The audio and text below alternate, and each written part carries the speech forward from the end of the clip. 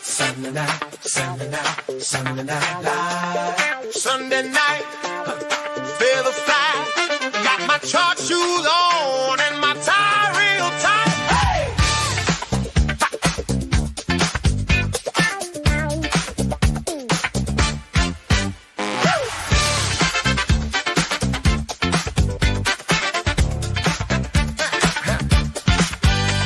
Lights up, hosting a neon suit. Coffee in a paper cup, talking about the price of food. Tickers doing how to stops, colors on a fever crawl. Every little candle doing jazz hands on the wall. Sunday night cloud, do the funky chicken. Shake that tray like a floor is slipping. Club once, club twice, hit by, then flip it. Sunday, Sunday, Sunday night live. Sunday night live. Do the funky chicken. Money gonna move when the tail starts kicking. Sunday night live. Sunday night live. Do the funky chicken. Call from Des Moines, should I sell my gas? Call from Miami, I'm stuck in cash. Phone's on fire, poster wiping sweat says, if you can't sleep, you ain't closed it yet. Oh yeah! Sunday night live, to the funky chicken. Shake that tray line, yeah, like a floor is slipping. The push, the price, hit by, then flip it. Sunday, Sunday, Sunday night live. Sunday night live, to the funky chicken. Clock now, money gonna move when the tail starts kicking. Sunday night live. Sunday night live, to the funky chicken. Good evening, all. Do the funky chicken on this Sunday night. I enjoy making AI songs. What can I say? Welcome to everyone. It's great to see everyone in the chat already. 70 people in, and we've not even started yet. So it's fantastic to see you all. And please settle in. We'll start at the top of the hour in about 3 minutes' time. So while you're here, grab a coffee. You've got a couple of minutes to wait, and we'll get going on the top of the hour on the dot. So it's nice to see everyone here. And I see some comments coming up. Let's say hello to a few people for the next few minutes, and then we'll get going. So quite a lot of questions about XRP, natural gas, and a few other things. Actually, there's loads of comments already. So let's start at the top. Good evening, Emily. Sean, XRP. Yeah, we'll talk about XRP and crypto in general. I think it's looking quite positive, actually. And there's actually an interesting stat regarding crypto and military conflict, so which is generally positive for crypto, funnily enough. So that's that. We'll talk about it in more detail, of course. Vishesh, hello, nice to see you. Emily again, and Vishesh again. So it's lovely to see everyone. Just scrolling through some of the greetings here. Hello, Martin. Martin says hello to you, Sean, Vishesh, and Jeffrey, and loads of people coming in. Nigel, hello, everyone. It's wonderful to see you. Okay, let's get rid of those for the moment. Folks, it's Sunday night. There's been a lot happening on the weekend, as you know, regarding what's going in Iran. So, you know, I hope everyone's, basically my best wishes to all of those who are there in that theater of war. It's terrible. So my best wishes and thoughts go out to everyone, but we need to focus on what this means about the markets, how this might affect the markets, on top of everything else that's going on. So we've got tariffs, inflation ticking up, jobs a bit dodgy, a lot of bullish people, a lot of bearish people about the market. And now suddenly we've got this Iran war, boom, right in the middle of it all. So it's going to affect the market. Thank you very much, Vishesh. It's the only shirt I've got with vertical stripes. It's my Charlie Sheen shirt.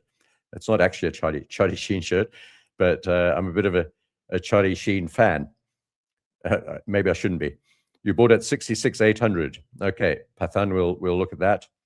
We'll get onto all of this stuff. I'm going to go through it systematically, folks. So we'll get to Bitcoin when we get to it. So I will cover all the markets, I promise. And that means Bitcoin and some of the other cryptos, We'll talk about natural gas and oil. We'll talk about metals, gold, silver, and copper primarily. And then, of course, the stock markets and some of the commodities. So I think we're going to see some movement this coming week. It's going to be a big one, obviously. So we're going to have to decide how we're going to position ourselves. So that's the purpose of today. All right, we've got a minute to go, folks, and then we'll get straight into it. If you've got any more questions, please type them up. I'll try and get to them towards the end. What is all this? Marcus, this is Sunday Night Live. Hello, Viraj. Sunday Night live stream. We're going to talk about the markets. All right. I think I'm going to get going right now as we're about to tick over, and I'll get straight into the notes. So what I'm going to do is go through the notes for about 5 to 7 minutes, and then we'll go straight into the charts and look at everything over there. So we've just ticked over. Let's get going. So welcome to Sunday Night Live, folks. We're going to talk about global markets, and it's the 1st of March. Let me just check. Yes, it is 1st of March. And we're going to be covering bonds, stocks, commodities, crypto, and FX. So the big story this weekend was war in Iran, and the geopolitical situation changed dramatically in a split second, or at least the culmination of what's been threatened so far. The US and Israel launched major airstrikes on Iran's nuclear and military facilities. Iranian leadership was targeted, apparently, and it seems to be verified. Ali Khamenei was reportedly killed, a major development, of course. And Iran has retaliated with missiles on US bases and Israeli targets across the Middle East, including places like Dubai, Bahrain, Abu Dhabi. Unbelievable. And global leaders, seriously pissed off leaders, particularly in the Gulf states, calling for restraint. So we've got a real thing going on here. And my feeling about all of this is that either this is going to be a very short, sharp situation. I think that's less likely than, that's what we all hope for, obviously. I think that's less likely than a much more prolonged and difficult outcome here. And it could go on for weeks and even months and possibly even years. So we need to be prepared for that, that things don't go well and that there is strong or fierce resistance or perhaps collaboration with other Gulf states or other Islamic type republics who might want to get involved and a broader war within the Gulf. So let's hope that doesn't happen, because that would be very bad for markets in general and very bad for those who are short on oil or natural gas, for example. But I think the general hope is that this is going to be a fairly short affair, weeks rather than months or years. And generally, if that is the case, that's pretty positive for the stock markets, pretty positive, particularly for Bitcoin. And it may be positive for oil and natural gas moving to the downside too. But that's all ahead of time. It's in the future. Right now, we're dealing with the immediate impact, aftermath effects of this war that has begun on the weekend. And so we need to be worried about oil supply. Of course, the Straits of Hormuz. Iran has already tried to block the Straits, has already banned shipping through the Straits. But I think that situation might have already been resolved, and that any threats to the Straits of Hormuz may have been removed already by the US, Israel, and allies. Britain, perhaps. I believe they're an ally as well now, all of a sudden. Analysts say a prolonged conflict could push oil towards $100, as I was saying, and adding quite a lot to global inflation. So I know that, for example, Donald Trump and the US administration and the Saudis don't want the oil price at $100 a barrel. And so there'll be a lot of effort to keep it down and a lot of effort to dampen the effect of this war on energy prices specifically. If anything's going to be affected dramatically, it will be energy and it will be gold and silver. Stock markets could be neither here nor there amongst all of that. But if we see a sharp, dramatic problem escalation in this whole thing, not that it's not already escalated, it's massive already.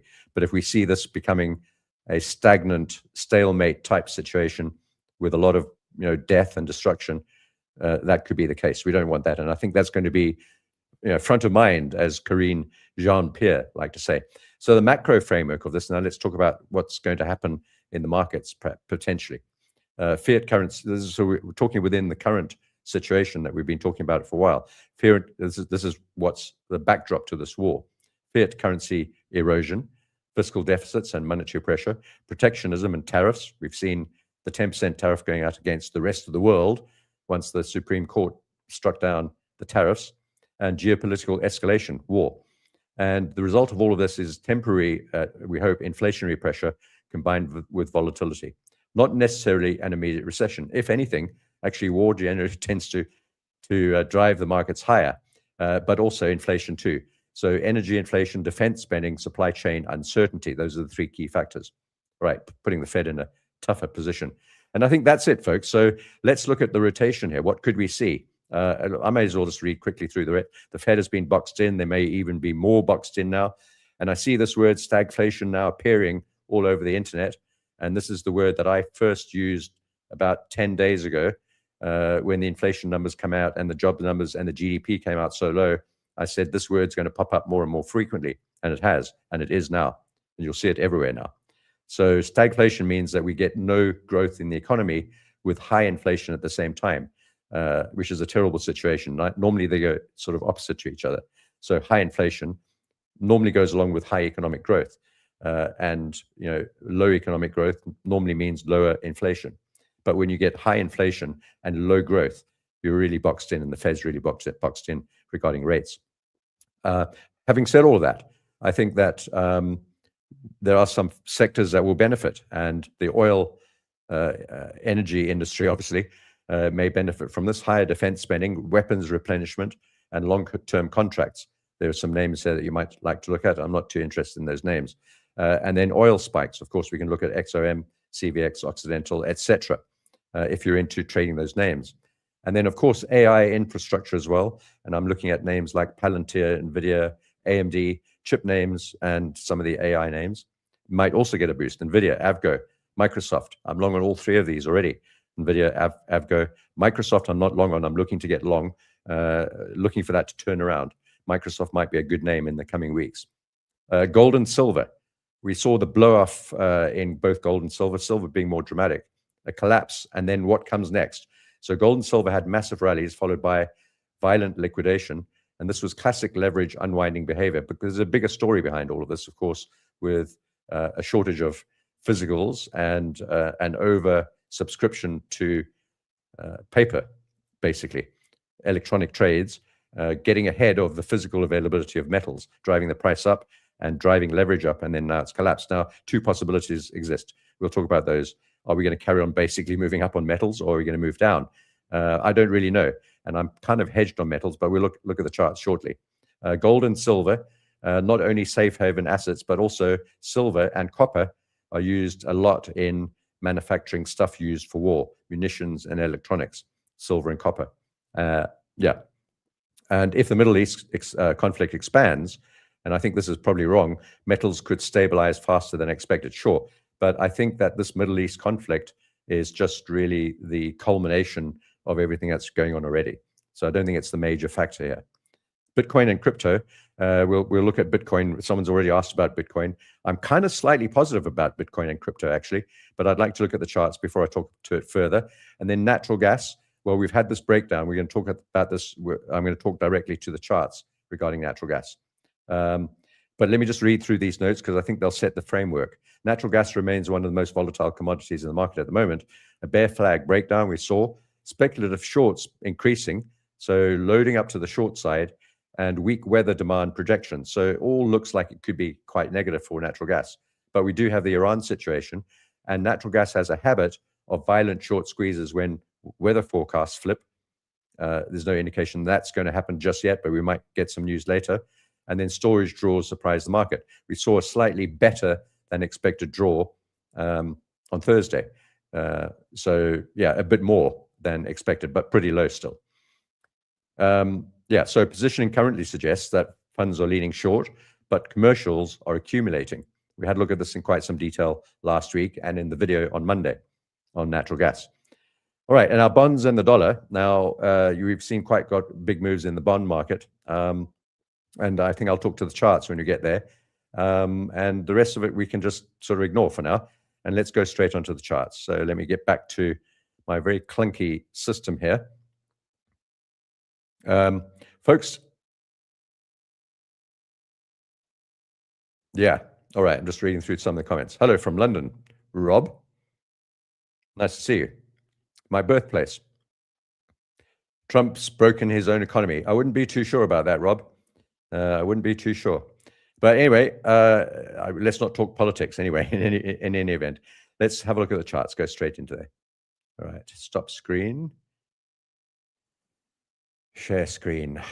Entire screen window. Here we go. Okay. All right. As you see my face light up, you'll know that the charts are on the screen. All right, folks, I'm going to start from the left-hand side of all of these pages and work across to the right. So we'll start with the dollar index here. And you can see on this page that you have in front of you, I've got the dollar index and then a whole bunch of stock names. The reason for that is simply because I'm only trading the dollar index now and not a variety of currency pairs like the majors, the euro, the pound, the Japanese yen. And I used to trade quite a lot of those and quite a lot of the sort of minor currencies too, like the ZAR, some of the major miners like the Aussie, the CAD, etc. I'm not trading any of those at the moment because they've all been a little bit tricky. And I think the overall idea here is to try and get out of, sort of move away, in my opinion anyway, from trade. I think currencies are basically stagnant now, stuck in a range, and all of them are going to move simultaneously together, generally down against assets. All right, so fiat currencies are all moving down against gold, silver, stocks, oil, natural gas. All these moving up means the dollar's moving down, means the pound's moving down, the euro's moving down, as long as they're all sort of, aligned together. And they are more or less the same. They're all moving quite consistently within a fairly choppy range. If you'd like to trade currencies, and I've been trading currencies for 30 years, this is the first time I've sort of moved away from trading major or minor or exotic currencies and just basically looking at the dollar index. I think there are better opportunities elsewhere in trading the markets this coming year in assets, in valuable assets, stocks, gold, silver, crypto. And so I'm going to limit my currency trading just to the dollar index. And at Pepperstone, I can trade the dollar index itself without having to trade the other currencies. The dollar index is it's an index made up of a basket of currencies, 6 currencies, mostly the euro, the pound, the CAD, and the yen, and the NOK. And there's one other one I can't remember. But those currencies go into this index. And as this index moves, all of the currencies move up and down with the dollar, or against the dollar, rather. So that's it. And right now, the dollar is looking quite positive, I have to say. We've sort of bought and shorted this in this range several times. You can see my arrows. I got long at the top there, long at the bottom there, got out at break even. Then I got short, got out at the bottom at the Bollinger Band, and now I'm short again at the 50-period moving average. However, having got short and hoping for this to move down, it looks like the dollar is actually trying to move up rather than down. So this might be the wrong direction.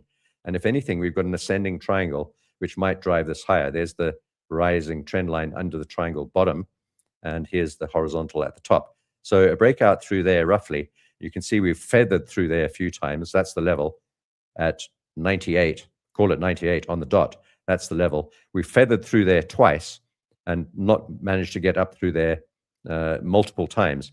However, it does look like it's trying. And this is an ascending triangle. 65 to 70% of the time, ascending triangles will break out through the top. We've got the 200 and the 100 period moving averages above us, and several swing highs. I don't think we're going to get above the top 100 period, 200 period Bollinger Band and this swing high. I'm going to put a line right across there, and I think that's going to be the top of the range. Let's make it thicker. If we have to get up that high, I don't even know if we have to get that far. And I think that's the top of the range, and the purple line at the bottom is the bottom of the range. And you can see and this is a day chart, you can see we've traded within this range since April last year, not breaking out to the top or to the bottom. And we're slap bang in the center at the moving average cluster and one of the points of control. There are about 4 here. And so it looks to me like we may get up to the top Bollinger Band and then come back down to the bottom Bollinger Band. Eventually, I think the dollar is going to move lower, and that we're going to get into that, at least into this blob down below here.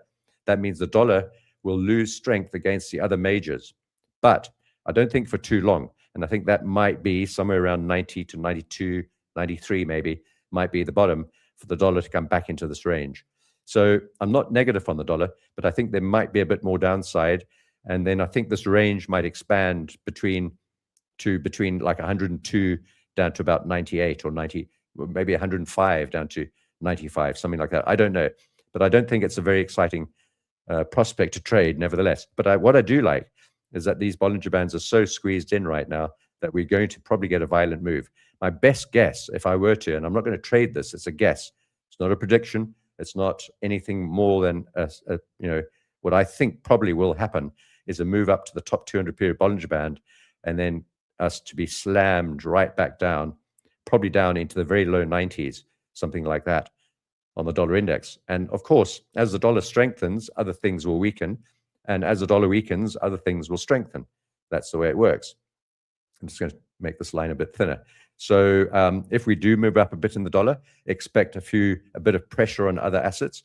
But when the dollar does move down quite dramatically, and I think it will, because of this Bollinger Band squeeze, drop in volatility, and this very tight range that we've been in for, well, it's almost a year now between these two horizontal purple lines, and we're right in the center. So not good odds at all on the dollar. And the best one could really say is the dollar is in the middle, and it's just there, and it's not really an important factor right now in many of our other deliberations. And we need this to move. We need that Bollinger Band squeeze to resolve into an explosion and a directional move after a year trapped in that very tight range between those two purple lines. So that's the dollar. And then on this page 2, I've got a whole bunch of stock names. I'm long on some of them, and I'm looking to get long on others. And I did mention Microsoft earlier. I'd like to get long on Microsoft, not just yet, because Friday didn't do too well. And we're right down at the bottom on the RSI here, and right at this point of control. And we've just closed this very large gap on the left-hand side down into the support zone over here on Microsoft. I'd like to buy Microsoft somewhere around about here, possibly at about $390. Maybe we can get a little lower. There's another little gap down below here, and maybe we can get down to $370, something like that. But at some point, after having been rejected from that double top over there and come back down into support, having closed the gap, I think we might look to buy Microsoft at some stage in the coming weeks. And what I do think actually is that with this war having started, and with the possibility of it being fairly short and fairly sharp and fairly optimistic in its resolution, not that I like war or anyone should, but I think that if we do see more stability in the Middle East and a more prosperous Iran, and less of the Islamic stuff that, I don't want to get political, but you know what I mean, less ISIS and Al-Qaeda type stuff going on in that region, I think it'll be better for the world, and I think it'll be good for the markets. And so we could see a fairly optimistic move after all this and dust settles and the markets relook at things. As I said before, war often causes a rally in the markets, and particularly in crypto, funnily enough. So that's it. I'm long on Circle, long on Tesla already. I want to get long on TSM. I'm just going to scan through these quickly because we're going to run out of time. I want to get long on Microsoft. I'm hedged on Palantir over here. I'd like to get long on Palantir as well. I think this is going to be a really good one. I'm going to unhedge, take profit on the short side maybe, and then add to the long side and try and ride this back up through the moving average cluster up to the, back up to the top. I think that's a good one. Avgo, another one. We got long on this one. I think this is fantastic. I'm really looking forward to seeing this one moving out quite sharply, and a few other names there. I don't want to get bogged down on stocks, but just to go across to the stock market page, what happened on Friday? Now, we didn't know that this war was about to start. I'm just going to look at the NASDAQ. We didn't know anything about it, but I assume that there were rumors around. And of course, being the weekend and the habit of the US, and particularly Donald Trump, to conduct military maneuvers on the weekends after the markets have closed, it was kind of expected. So maybe that's why this market started selling off on Thursday and Friday in anticipation. Now, war normally brings, in my experience, over 30 years of trading and many wars, normally brings a sharp, short correction, which might only last a few hours or days and potentially weeks, but not normally. And then after that, we normally see the markets recover quite quickly. Before I look at the stock markets, I want to look at the Bitcoin chart and just show you something interesting. It's just moved down now as we're talking, actually. The Bitcoin chart held up quite well over the weekend. That's the 4-hour chart. And actually, after having dipped down, this was Saturday, yesterday, right? When the war began, the price of Bitcoin spiked all the way down to $63,000 and then all the way back and closed at 60, call it 67. So a $4,000 spike down and back up again on Saturday and closing on Saturday after the war had started higher than we opened. So, Bitcoin started off positive. This is the day chart today, just moving down, rejecting from that channel top again. Potential bull flag. It's not a bear flag, folks. A bear flag does not slope downwards. And a bear flag takes place at the top of a move, not at the bottom. This is at the bottom of a move after having bounced out with a big candle. And now we've got a bull flag against that reversal. So it is a bull flag, but we're still rejecting from the top. Let's go back to stock. So the initial move on Bitcoin was down and then up. That might give us a clue as to what might happen in the stock markets when they open up in a few hours' time, pre-market, not Wall Street on Monday, but Sunday night open. And so this is where NASDAQ finished off. I was pretty excited. We got into the blob on Wednesday. My target remains right up here. I think we're in a bull flag.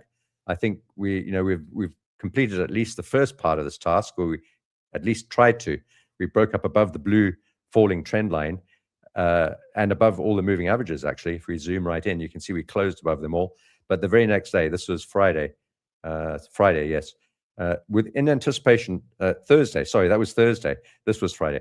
In anticipation, perhaps, of what this weekend might have brought, just dropping down on Friday. But not too bad, actually. And I think this is holding up quite well. And the fact that we moved up into this triangle apex with such a strong candle, and even though we negated that entire candle, it's still looking quite curvy, uppy, and okay. I don't know what's going to happen when this market opens up in a few hours, but I suspect that Bitcoin will give us a few clues in the next few hours. And as we're talking, Bitcoin's moving down quite sharply. So maybe that was just a relief rally. We're going to see a lot more chopping around, folks, at least until we know what's going on with this war. And it's a big one. This is the biggest military deployment that the US has done since, I think, I stand under correction, since 9/11, the Iraq war. Thereafter, whenever that wasn't 9/11, the Iraq war thereafter. So this is a massive military maneuver, and I think it's so massive because it's so risky.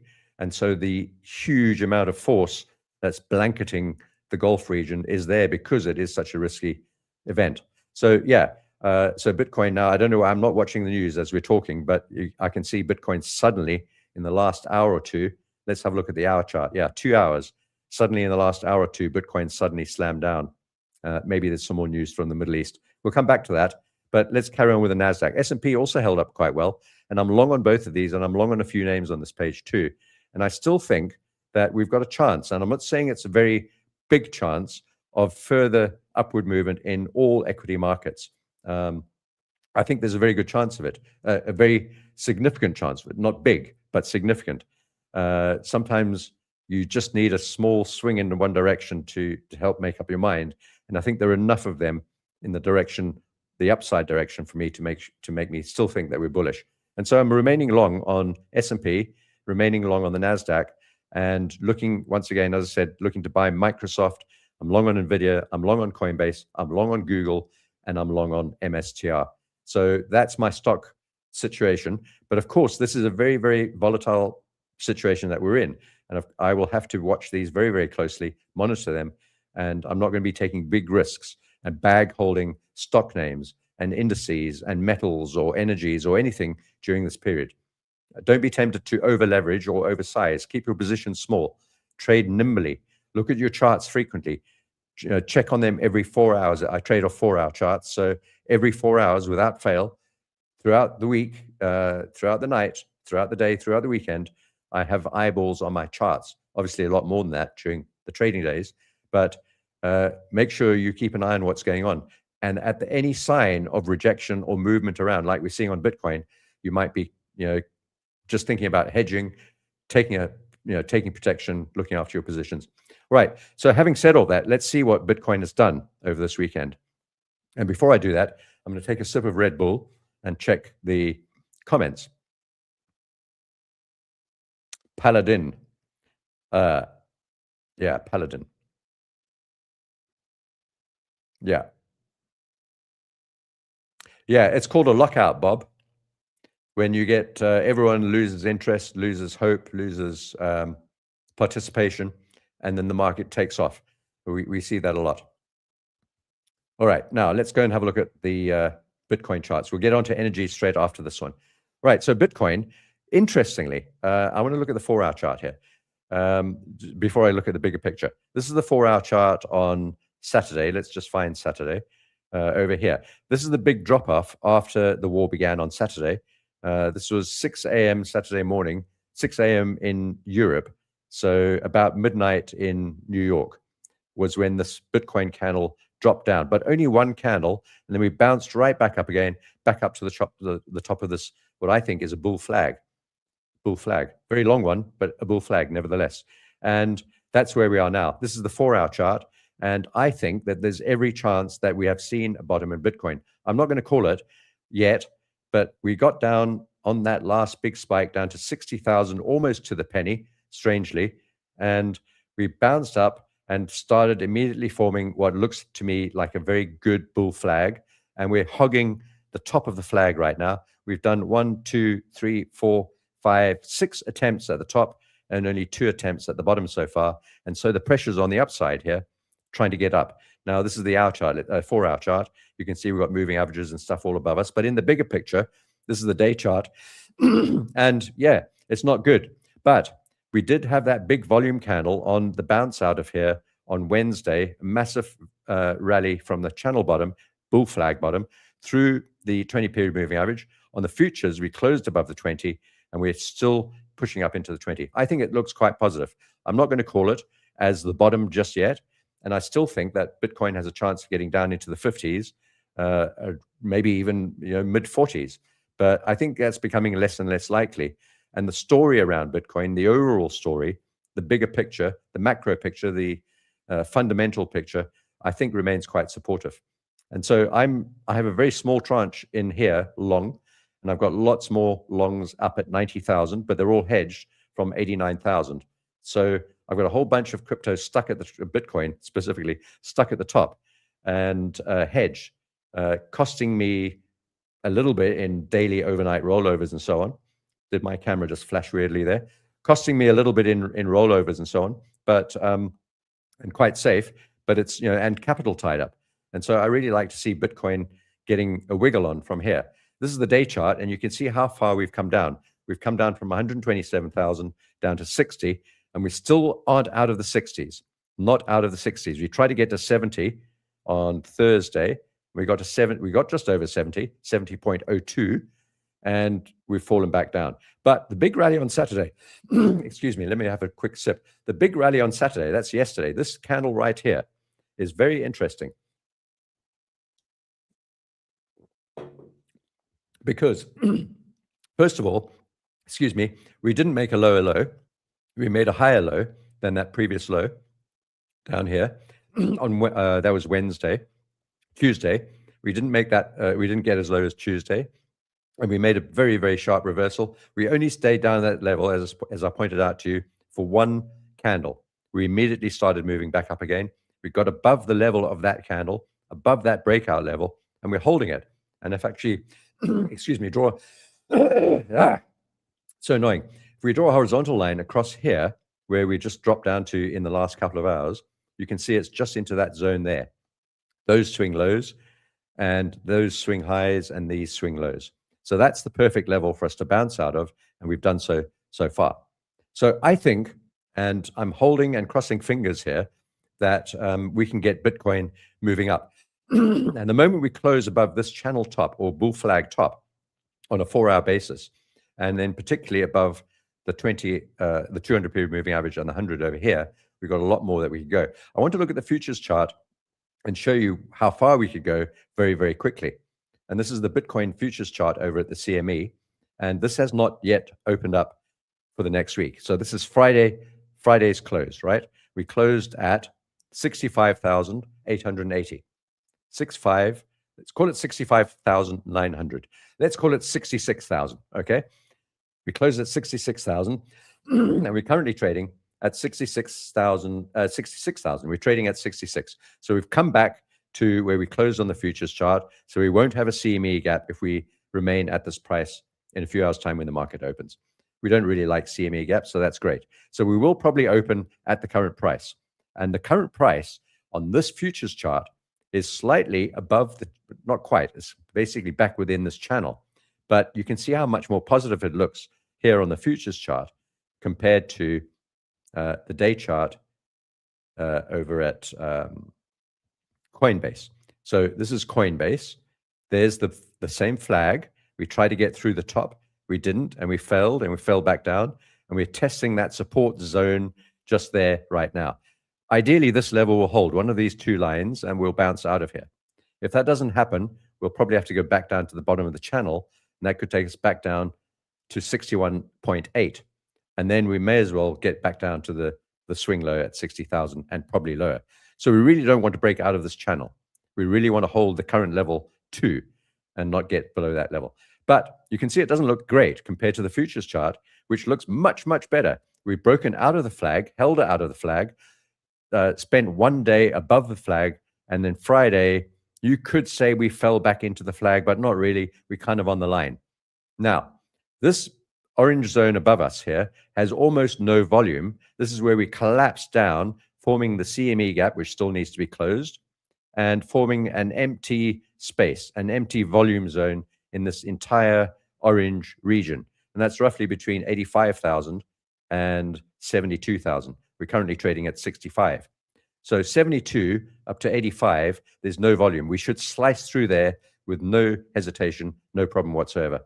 Through the gap, right up to 85,000. That's when the trouble starts and we get into the point of control and the volume node, the volume zone, and we're going to have to push up through there. This is going to be the biggest problem. Not so much above there, because the volume above there is slightly less than this zone here. This green patch in the middle, really tricky. And that's what we're going to be facing next if we can slice through this orange zone pretty fast. Now, are we going to bottom here or not? I don't know. We'll find out soon enough, because I think today and this week will tell us what's happening next with Bitcoin.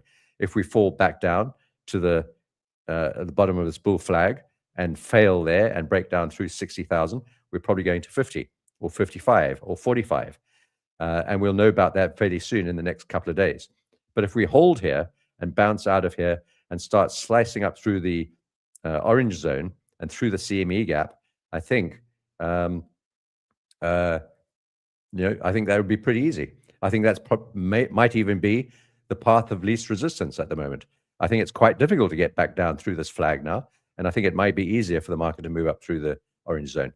So that's Bitcoin. I'm not going to talk about all the others because they will follow suit, but I am long. I will talk about XRP because someone asked about it specifically.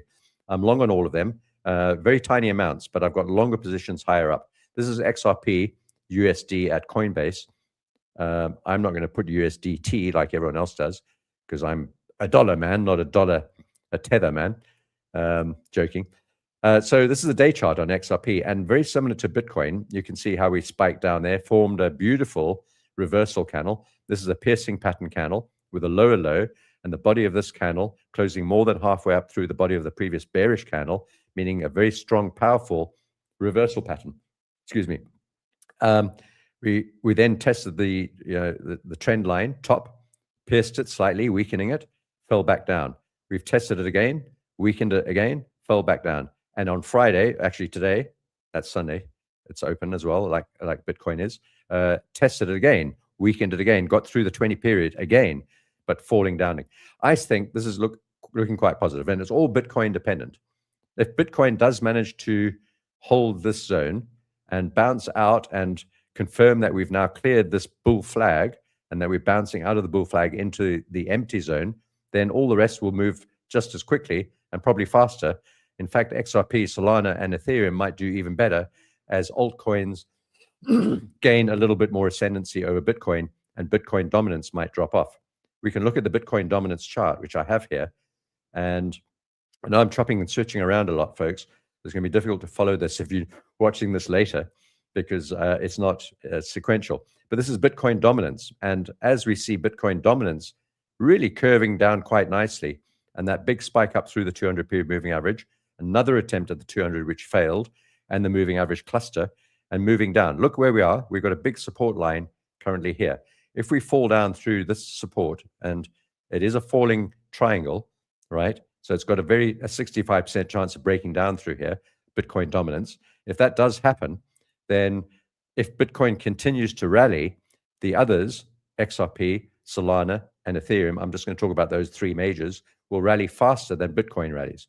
So it all depends on Bitcoin. If we can get a bounce out of here on Bitcoin, these will, XRP, Ethereum, Solana, will all move up at the same time, but more rapidly as Bitcoin dominance starts to fall down, if it carries on moving down, of course. So that's that. I'll come back to questions if we have any. I want to get onto metals and energies now. Metals, basically, I'm long on gold now. We basically, actually, I'm not. I'm lying. Not lying. I misstated. We were long on gold, but we took profit, sadly, on Thursday.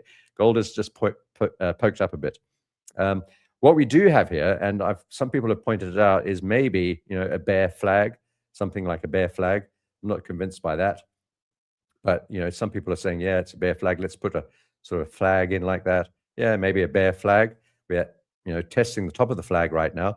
The bottom of the flag is where the 50-period moving average is. That could be a good target for shorts.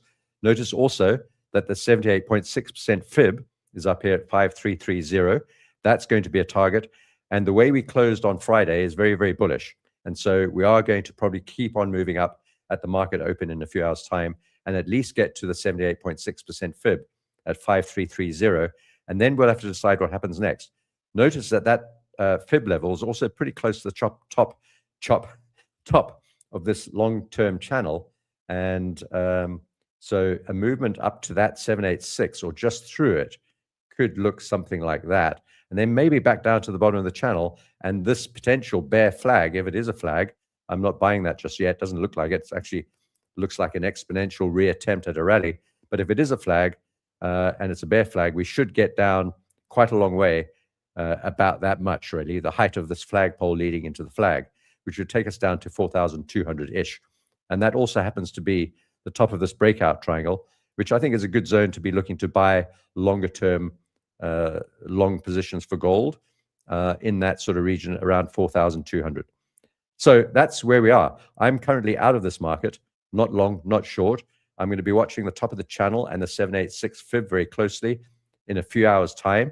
And any signs of rejection here, I might even have a go at selling gold for a move down to $4,200 and potentially even lower. There's another very big triangle down here, which will remain there until until it's so far behind us that we won't remember it anymore. But it's still in my mind. That's where we got long initially, actually. We got long much lower down before that. But we started our longs for this next move up at the base of that triangle. And I think, there's an outside chance you might put a stink bid in at about $3,500 to try and pick up any retracements down there. A stink bid meaning an outside bid which probably will never get touched or filled. But if it does, you get a little bit of luck. So that's gold.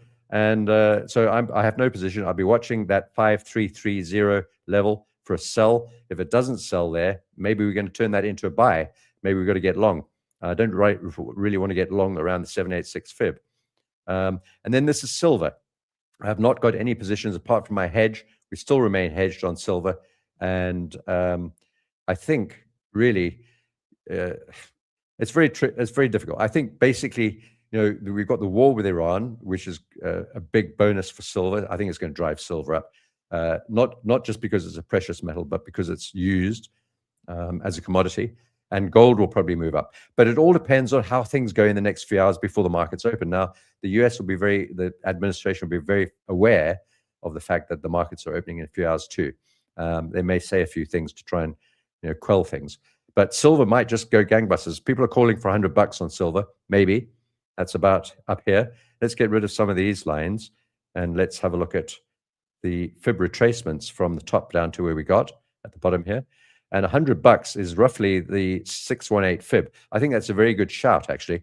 You might want to get long from here if you're not in this trade. I'm hedged, so I'm looking for an exit for my hedge, not looking for fresh positions just yet.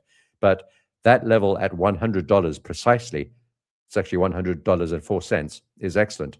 And that might be a good target for longs and potentially a target to get into a short position. And then the 786 above that is at 108. But if silver, 109 rather, 109.60. But if silver is going to keep on moving higher and higher and higher, then it won't respect any of these fib levels. We may get some short-term rejections, but it will just keep on moving up, eventually to this recent high, all-time high at $121. I don't know. I think gold's going to be the one that gives us the clue, and we know that gold is going to react to some of these levels, potentially. Channel top, 786 fib. Look at the stochastic RSI, rather, was oversold twice, now moving back up into overbought, rather, was overbought twice, moving back up into an overbought position. And yeah, I think we're just going to have to play this by ear. I think generally, though, with this war and with these shaven head candles on Friday closing, shaven head meaning there's no wick at the top of the candle, which is very, very bullish in general. So shaven heads on both of these. War broke out over the weekend. This was in anticipation, and the way this war plays out will affect, all these things: gold, silver, precious metals, and energies, which we'll talk about now. I have a long position on copper. We didn't take profit on that trade, but it's not looking great. But I assume that this will spike up as well tonight, later on, because we've got a long position just slightly below where we're currently trading. And I don't know. I don't know. It's all I know is that in general, when there is war on, the stock markets generally tend to go up and not down. And so does gold, and so does silver, and so does oil, and so does natural gas. That's just the general rule of thumb. But all wars are different, and some last longer than others. Some are more violent, bloody, messy. They're all bad, of course, or awful. Let's look at energies. Talking about war. Now, let's talk about oil to start with, because oil, there's two charts on oil, both are interesting. Oil was quite muted on Friday, and I think, obviously everyone knew that this weekend was a great potential for a start of this Iran war, and in anticipation of that on Friday, the price moved up a little bit, not a lot. We moved from the low on Friday was $65.30, and the close was 67. So we closed $2 higher. Not a huge amount, about 3 or 4%, let's say 3.5% on Friday. But we did close higher than that swing low. And as I always point out, I think we're probably going to have to get into this order block and the channel top over here, and potentially even higher. This is just under $70, this order block, or around $70. Let's call it around 70. And this top one is around 80. The channel top is here too, and also the point of control on this chart, the volume point of control. Notice that the RSI is also approaching an overbought condition after already having been overbought, not quite as high at the current level, and although the price is higher. So we've got stochastic divergence over here on the WTI oil chart. I think I'm going to be watching, I'm hedged, so I've got short positions here, and I've hedged all of them at this price. So short on average at about $60 and fully hedged at 63, something like that. And looking to get short again, maybe, depending on what happens and the way the markets open up. We have absolutely no clue what's going on in Iran and what the reaction of the world and the markets and the Gulf states and the allies or enemies of the US and Israel, etc., are likely to do. We just don't know. And so we don't know what the effect on the markets will be. And we need to be very, very careful. As I said on the last time we spoke, trade small, trade carefully, be nimble, check your charts regularly. Don't make assumptions, and monitor, measure your positions all the time. Make sure you know exactly what's going on with your account in terms of risk levels. If the market moves so many dollars in this direction, whatever market you're looking at, oil, gold, natural gas, silver, stocks, if the market moves this way or that way, so many dollars or so many percent, what is the effect on your account? Can you withstand these moves? Do you have protection in place? Are you prepared to take a loss or hedge your position? Do you have a plan if the markets move against you? All of these are important factors at all times in trading, but particularly when markets are likely to do very weird and unexpected things, like could happen in this coming week or two.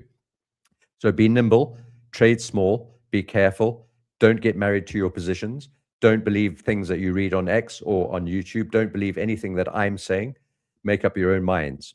And if you're not sure, don't trade at all. Stay away from the markets. The markets will settle down in a few weeks' time, no doubt, and there will be chances to trade normally, trade within normal conditions and normal, peaceful conditions. The markets always settle down, and they will become more sensible and more rational.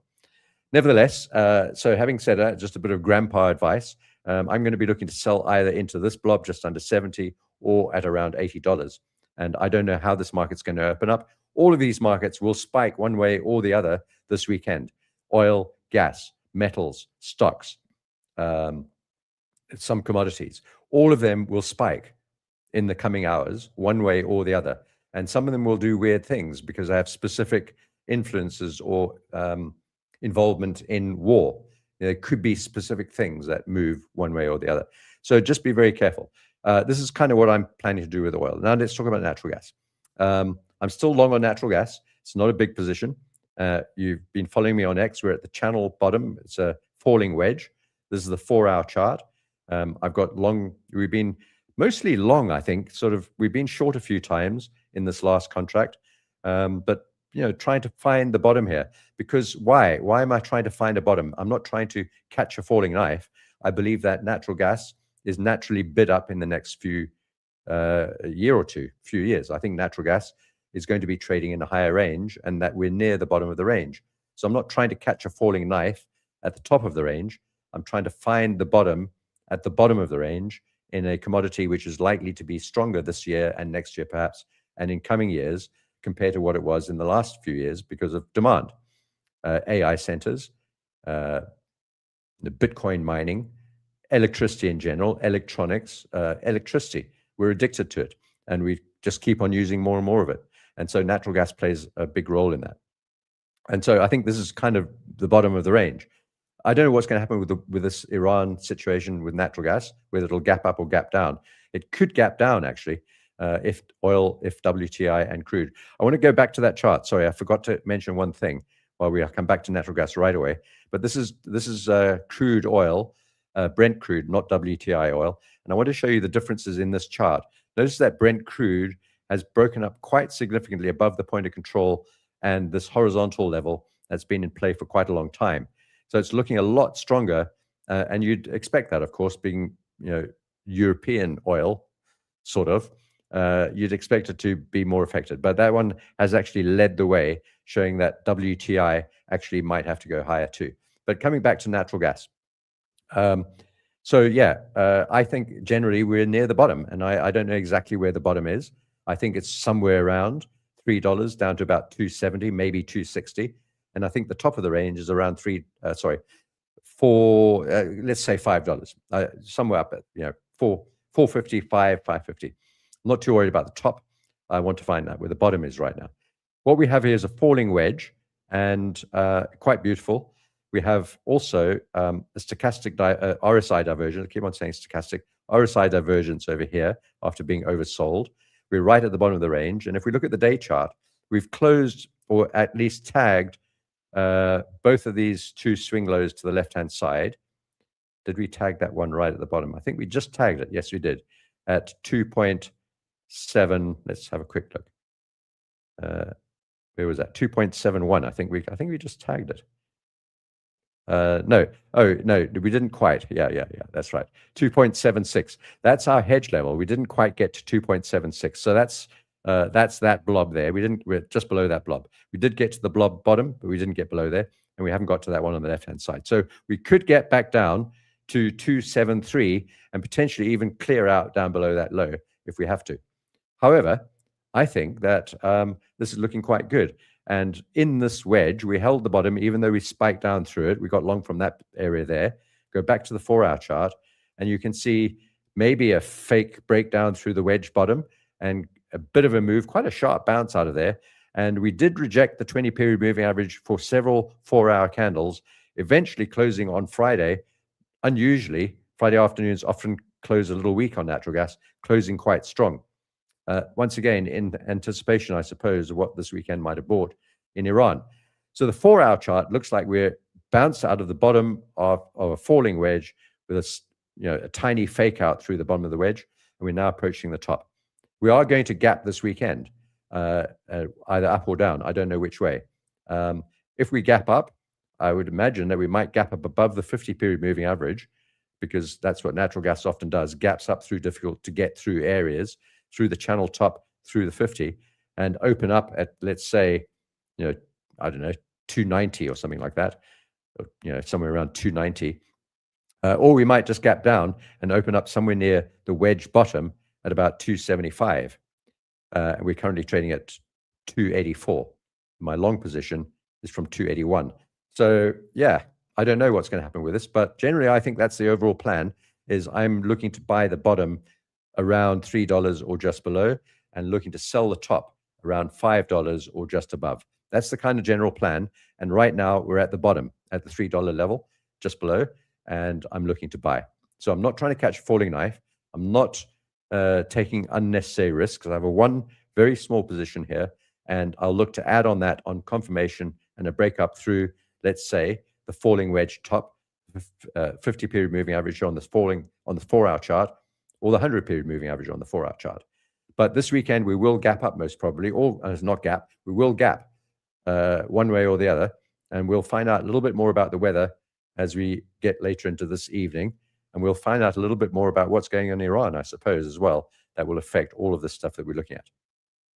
Please put any questions you have up on oil or gas, and I'll carry on so long. But also long on uranium, and I'll just fling up this weekly chart one more time just to inspire you on URA. If you're a uranium trader, let's chuck this chart up. There it is there. Big U-shaped bottom with expanding volatility as we bounce out of the bottom. Absolutely beautiful. And I think we can get all the way back up to about 130 on URA, the Global X Uranium ETF. And we're at about 50 now. So we got long on there. We've been long on there really since it says long from here, somewhere down there. Long from there. We've been long from there ever since. I haven't taken any shorts. We've been out of the market on a few occasions, but we've got loads of long positions from quite low down over here. And I have no need to add to those just yet because we've got lots of size on there. And then, and then I know some folks are looking at softs and grains, but I don't have time to go into that today. Just to say, I don't have any positions on coffee or cocoa. And I probably will cover those in a video during this coming week. So if you're interested in coffee, cocoa, sugar, corn, cotton, and a couple of soybeans, all of those sorts of softs and grains, make sure to subscribe to this channel now. Click the notification bell because I will be doing a commodities update next week. So if you're interested in that, make sure, and if you trade those commodities, make sure to tune in because I'll give you some super interesting info on those commodities. And so what else is on this page? TLT, we were talking about bonds, 10-year yield collapsing, absolutely collapsing, but not down below support. We don't want to see violence on the 10-year yield, and we don't want to see a massive sell-off in panic, meaning that we could see panic in the markets as well. TLT that we've been long on, taking profit on this now, but TLT we've been long on as well. But not much interest in them. My main focus this coming, I think for March, let's say March, right, will be to get long on stocks, Mag 7 stocks, stock names, indices, including NASDAQ, S&P, German 30 or 40, whatever you call it, names like Microsoft, Nvidia, Google, some of the the big names, the standard Mag 7 names, and then some of the newer ones like Avgo, TSM, Circle, also long on Tesla.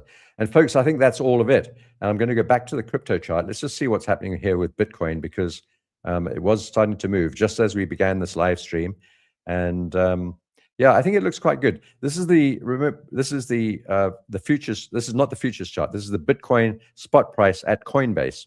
And it's interesting, fascinating, and also very difficult to trade for many traders who are used to traditional charting techniques and methods and moving averages, trend lines, horizontal lines, all that, Fibonacci's, volume, all that, to actually trade this because there's such a disparity and variation between what the various exchanges offer and what the futures market offers. This is what the Coinbase exchange has offered in terms of price. Have a good look at it. Doesn't look great, right? It may be even slightly bearish, even though it does look like a bull flag. We are hugging the top. Doesn't look, it looks sort of iffy. But if you look at exactly the same thing on the futures chart, it looks so much better. So it depends what chart you look at as well. And we can see on the futures chart, we've got a big CME gap to fill. We've got an empty zone that's lying above us, so we can fill two. We can get up there really, really quickly. And on this chart, it looks like a very clear piercing pattern reversal, bull flag, bull flag breakout. We've held the top vaguely or sort of desperately clinging on over here. Not quite, let's just say we're holding the top. So bull flag, big, piercing pattern, bull flag, breakout, hold for 1, 2, 3 days above the bull flag. The next move should be up into the orange zone. Now, I'm not calling this, but I am long, and you do what you want. But I think that this has got potential, but it's also very fraught with danger, not just because it's Bitcoin, and there's a lot of bearish sentiment about Bitcoin with the fear and greed index still being right at the bottom, as low as it's ever been. So despite all of that, there's also a lot of uncertainty with war and what's going on this weekend. But as I said to you, Bitcoin generally does pretty well from war and war proceeds. So that's it. Yeah.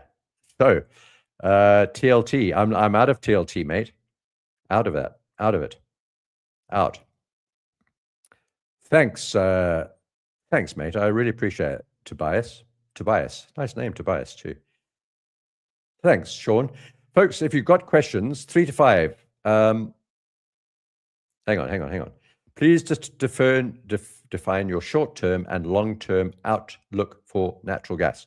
For swing trading, am I long or neutral? I think I clarified this really well, MT. I said I was long. I told you what price I was long on, and I told you what price I was aiming for on natural gas. Unless you posted it up before I had covered it, but I don't think it's vague at all. I'm long from, I think it's been very precise. I'm long from 281, I think. We're currently trading at 284. We're approaching the top of this falling wedge. We've got to get through the top of the falling wedge. Top of the range is around $4.50 to $5, or maybe even higher. And we've got 2 gaps above us still to close. 2 weekend gaps and a big roll gap over here. 3 weekend gaps still, actually. So that's my strategy. That's my plan. I don't think it's very vague, and I don't think it's unclear. I don't think. Anyway, maybe I'm wrong. Maybe I didn't discuss it properly. Maybe I wasn't clear enough. The safe tame play. Yeah, I actually agree with you on that. Where was that? Rob, I agree with you on that. Yeah, I think these are really good plays. Long natural gas. If we can get as low as 2.5 to 2.6, that would be great. But if we can get down to that level, I think that's a great opportunity, and gold too. And I would say Bitcoin as well, personally. But Bitcoin has to prove itself still. Yeah, trade small. Don't get confused with West Texas crude. The war means nothing to it. Quite right. We did, as I said, Rob, we did see Brent crude ticking up quite a lot, more sharply. All right, folks. Crypto on the halving is only at 40 approximately. Yeah. All right. That's a fair enough comment. 58K. Yeah, 58, 55. I think that's the most likely scenario. Boring channel. Targets on natural gas. Yeah, right back at the top. I don't know how far we can get, Emil. If we move up on natural gas, how far could we get? Well, we can see all the swing highs, but I think mostly the important things are to look to the left-hand side here on the futures chart and look at these gaps. So we've got a rollover gap, weekend gap. Let's just see, was that one filled? I don't think even that one was completely filled.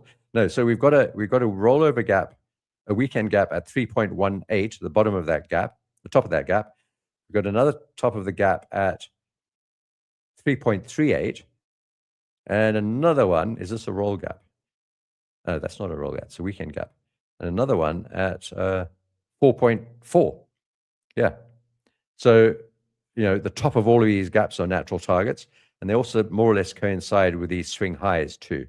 So any of these swing, I don't know where natural gas will turn around. I never have a clear target in mind. I have some idea.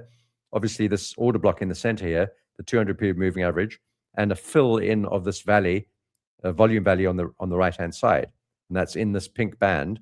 And I think that would be a reasonable target for me to start with at around 3.5. And as you will know, 3.75 is the overall general center line for natural gas.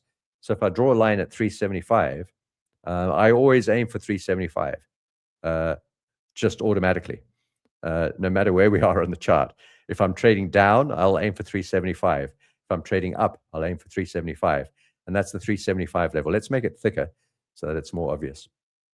That one there, let's make it a different color. 2. Let's make it bright green. So there it is there. That's the 375 level, and that's the level that natural gas often gets to and trades around over and above and thereabouts. As you can see, just at just eyeballing it, you can see it's always a level. When we're in the threes, 375 is a level to look at. And that's right up there. We're currently trading at 275 or 285.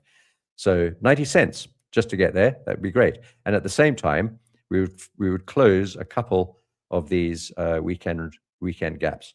So that would, hang on, just give me 1 second. So that would close that gap, and well, we'd enter into this big gap here. Why is this thing not? So that would take us to it would take us to the bottom of this large gap in the middle here. So it's an excellent target, actually, 375. So it's the bottom of this big gap. It's the overall level that the market always goes towards on natural gas. It's a point of control on the chart, basically. And it's a natural target level. It's also a market structure break, that thin red line in the middle there. And it's also all these swing lows and highs and so on, as you can see, going back in time. So 375, if you want to target, that's it. 375, and then we'll see if we can get higher beyond that. So that's the idea. All right, folks. What are we talking about? Circle. I'm keeping my lungs empty. Keeping my lungs. All right, folks, have a wonderful Sunday. It's been really a privilege to speak to you all. I really appreciate you being here. And I hope, I felt today was a little bit sort of messy, higgledy-piggledy, if you will, not quite flowing as it normally is. So I do apologize if it was a bit weird today, but I try to do my best. Sometimes we're not always on our best form. So if I wasn't, please forgive me. I tried my best, and I hope you got all the info you needed. Have a wonderful evening, and I'll see you on Monday. Make sure to subscribe, press the notification bell, and if you do that, you will receive a message in your inbox on Monday for my next natural gas update. Should be on Monday around the New York Open. So click the bell, click subscribe, and I'll see you for the nat gas update tomorrow. Take care. Hi there, I'm James. I'm the founder of Arcus FX. I'd like to personally invite you to join our 24/7 trading group. This is built for traders who want an edge. Inside, you'll get access to live calls on Forex, commodities, crypto, energies, and metals, along with exclusive daily analysis designed to unlock your trading potential. And this in both traditional and now in digital markets. I'm talking Bitcoin, crypto, altcoins, and tethered currencies. You'll gain early access to insider news, real-time updates, real-time support, and premium educational content. If you want to sharpen your skills and boost your success rate, then join me and Paul in this community. This is a fast-growing community of traders who are now writing their own success stories. So don't wait. Join up now. Your edge starts right here.